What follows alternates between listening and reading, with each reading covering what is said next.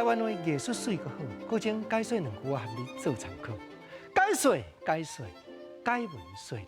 好比讲，咱来讲苦守寒窑王宝钏，等待伊红婿招兵跪伫咧西凉已经18年，每工半暝流目屎，等甲天拆下的时阵，伊就艰苦心。拆下，搁种我知老爸咧讲的拆下，就是天开始咧拍蒲光。啊是安怎会讲拆下？咱知影有一句话讲做藏下，就是竹叶。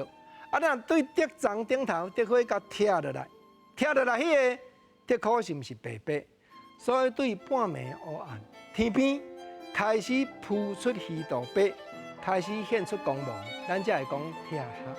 每工王宝钏天拆下就开始流目屎。虽然大姐对我有照顾，等你寄一人番薯来，逐颗番薯逐条都真订单，不过都不接应。等到已经食到茶空味尽啊！订单，我去查台里大书店内底有解说，农作物拢无怕，拢真杂白，或者订单。这句话少年家肯定讲，咱往那甲捡起来用。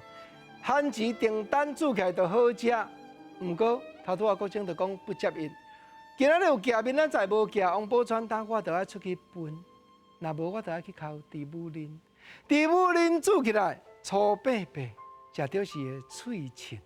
脆芹这句话，古早在你大书店内底原来有经记载，表示讲日本时代人都有讲啊。第一，解说就是头拄仔国政所讲的，猪母奶食起来总是无订单的番薯遐尔好食，食到是会冰白安尼叫做脆芹。第二就是讲你讲这个话，我听了心头会艰苦，原来解说叫做脆芹。可怜的王宝钏。伊安尼日日伫咧流目屎，伊只有对空中伫咧感慨，伫咧唔愿。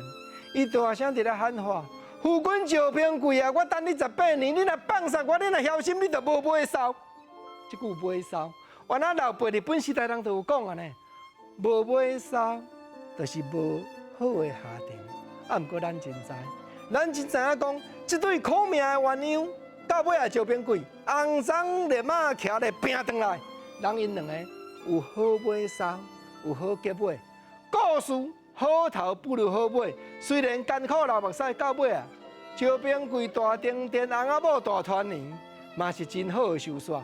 咱今日研究拢是古早老辈咧讲艺术的台湾话。